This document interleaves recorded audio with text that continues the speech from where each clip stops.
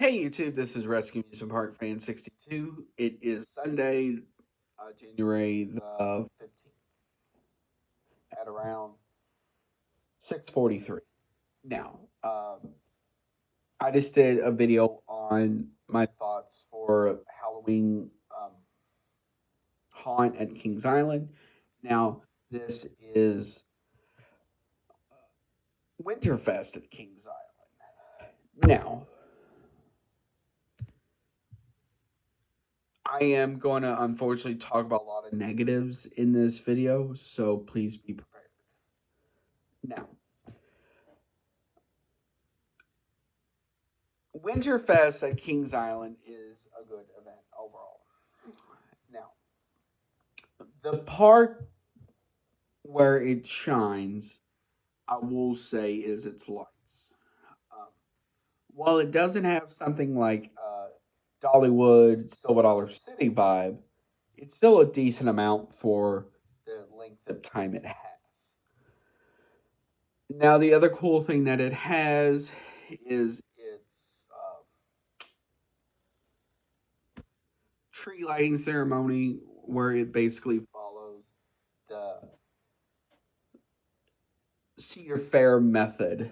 So basically, you get these group of singers on stage, they sing a couple of Christmas carols, then they will bring a family in, they will be like, this is the so and so family.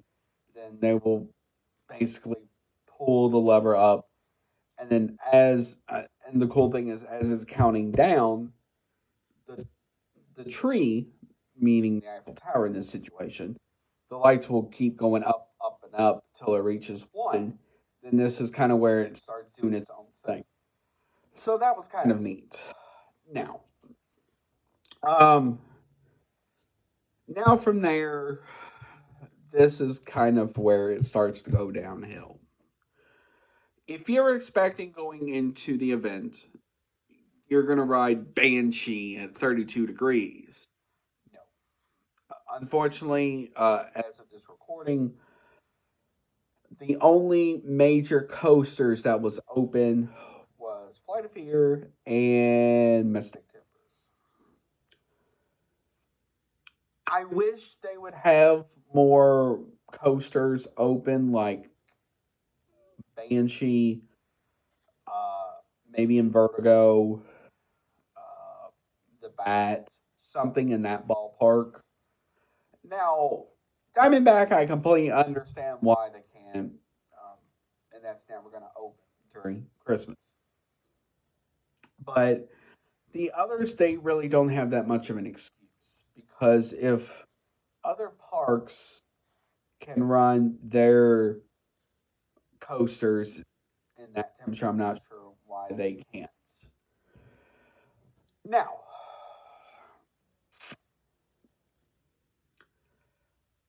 so when you come in and after you do the whole welcome ceremony, basically, you have your choice of walking around.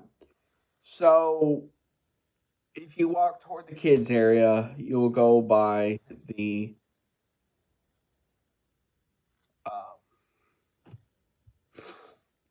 it's basically the area where if you have small kids, you can take them uh, and they can get away from everything, calm down, especially if they need like a quiet place. But what they did with the building is they covered that along with the trees and bushes around it and lights. So it was kind of neat. So if you watch my Dollywood walk around video, especially in the county fair section, those like twinkle, like candy cane style icicle lights that they had that on this building as well. Except the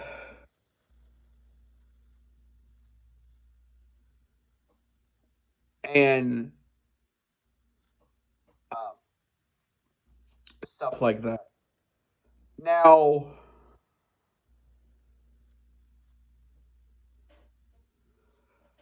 here and then, so you walk through the kids area itself. It's okay. And now a lot of the kids' rides are open. The only ones that are not is the Pounce and Bounce and the uh, kids' inverted coaster. Other than that, everything else is open. In the small arena, they have a live nativity scene as well as like people singing Christmas songs, and you can pet like different animals as well. Now,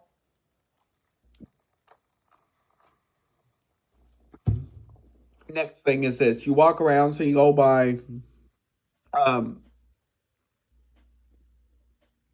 Diamondback. Its gift shop got turned into visits with Santa, so that's kind of neat. Also, the Tom and She got turned into a hot chocolate station. You can actually buy a hot chocolate mug for I think it was like $14, but that day you do get free hot chocolate all that day. So, and then after that, refills are $2. So if you would go, let's say the next night. So after that, you walk around, you just see more of the lights. Um, you go under Diamondback, and so then in the distance, you can see blue light, bright blue lights with icicle lights hanging down. So this is formerly the pumpkin eater scare zone. So they turn that in, so it has like an icy feel to it. The cool thing about it was I think they were sort of having it as like a ice princess theme. So it was kind of neat. So you could take a picture in what looked like Cinderella's carriage type thing, and then they have another one where you could sit in the Ice Queen's chair and take a picture, stuff like that. Now, once you go past that, you get into the Coney Mall. In Coney Mall, it's basically as normal, but right there at Jukebox Diner, right there by the old time cars, they have a bunch of blow molds. So if you're a blow mold nut, you will like it. They will have blow molds of Santa, Mrs. Claus, snowmen, penguins, trees, etc. Um, so that's kind of neat. Now you walk down, and then you will also see their giant tree right there that will do different things. Uh, then you can kind of go into Area 72, and there's not much in there. It's just like tube lighting. Uh, and so those lights that they use for Han, those are basically doing the same thing. And then a lot of the buildings kind of going down have like gift boxes and other stuff lights on them, which will blink with music. Um, Now, once you get there, you will get to Hank's Diner, I will say, or Hank's Grill, I'm sorry. Um, and then there's also a Coca Cola stand right there. So it was kind of neat because they had that decked out in white and red lights along with some Coca Cola stuff. So that's kind of neat. So you have the choice of either going right or left.